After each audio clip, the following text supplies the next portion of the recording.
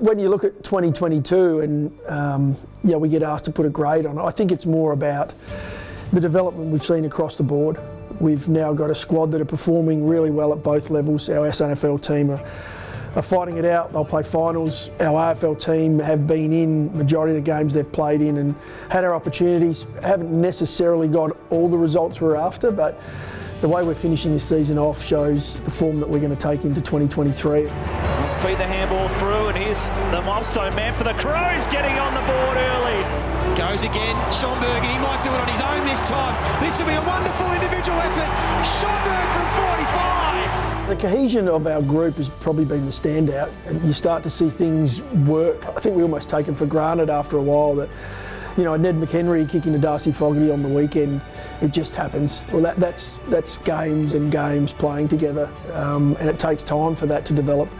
That's just one example of many that we're starting to see, where Jordan Butts playing alongside of Nick Murray. But we're confident that the development we're seeing this year is going to continue into next year. Fogarty braces them aside, takes on Kera, takes the lot of them. Oh, don't you want to be him? There are some real standouts, without being disrespectful to some of the others who have had some development there. Darcy Fogarty would be one that, to his credit, he's done a lot of work on his game, worked on the way he operates off field.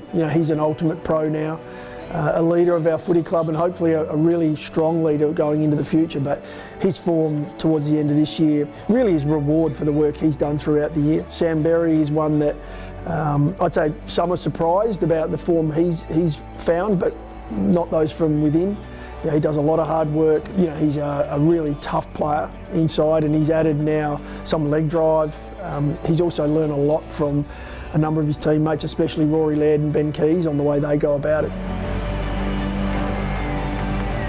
And there's a lot of things that we still need to improve on. One of the biggest ones is our consistency, and that's, I'm not talking purely on field. Some of that's off field, some of that's from our coaching point of view, and making sure we keep the message clean, because when we give our players clarity, they do play at the level. We'll do work on that. We'll continue to work with our players around the consistency of performance, that we don't drop away in games for a quarter or for a half. If we're able to do that and get our consistency to the right level, well, I've got no doubt that we'll be fighting up there with some of the best teams in the competition.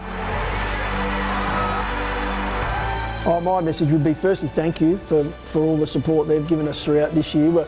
Our home ground advantage has been huge. We love the support that we get at home games. We've worked our way through those tough times, and now it's time to enjoy and be rewarded, because our young group are going to continue to improve.